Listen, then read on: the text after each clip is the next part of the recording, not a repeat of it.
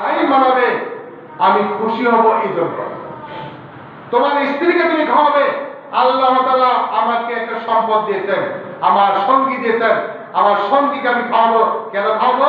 আল্লাহ তাআলার সন্তুষ্টির জন্য। আমার স্ত্রীকে আমি খুশি রাখবো কেন? আমার আল্লাহ তাআলা সন্তুষ্ট রাখার জন্য।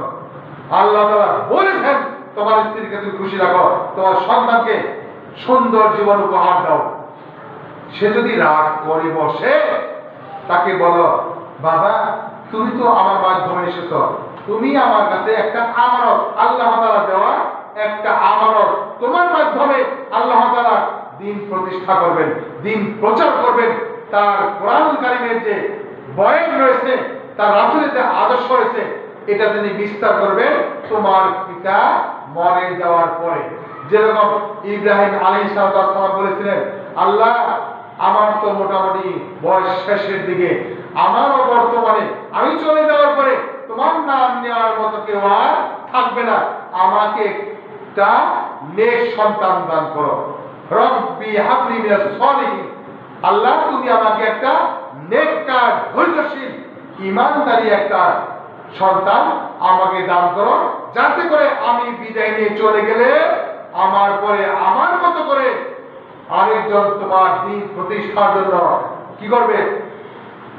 উপদেশ দিবে, মানুষকে উপদেশ দিবে, কল্যাণের দিকে আহ্বান করবে।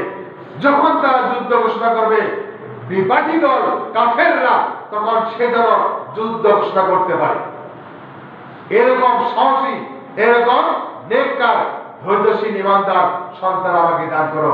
আল্লাহ তাআলা দেরি করেননি, একটুও দেরি করেন নাই, লগে লগে দোয়া কবুল করে সুসংবাদ দিয়েছেন তার সন্তানের। তাহলে আপনার সন্তানকে আপনি খাওয়াবেন আল্লাহ তাআলা খুশির জন্য, আপনার স্ত্রীকে আপনি খাওয়াবেন আল্লাহ তাআলা খুশির জন্য, আপনার মাকে আপনি খাওয়াবেন, আপনার মাকে খুশি রাখবেন, ওটাও আল্লাহ তাআলা খুশির জন্য।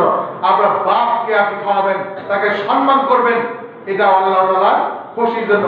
তার মানে এক কথাই বুঝিয়েছেন, আপনার জীবনে যা কিছু আপনি করবেন একমাত্র আল্লাহ তাআলার সন্তুষ্টি অর্জন করার জন্য, অন্য কোনো উদ্দেশ্য থাকবে না। আল্লাহ তাআলা আমাদেরকে সেই তৌফিক দান করুন। ওয়া আখিরু দাওয়ানা আলহামদুলিল্লাহি রাব্বিল আলামিন। সুবহানাকাল্লাহুম্মা ওয়া বিহামদিকা আশহাদু আল্লা ইলাহা ইল্লা আনতা আস্তাগফিরুকা ওয়া আতুবু ইলাইক।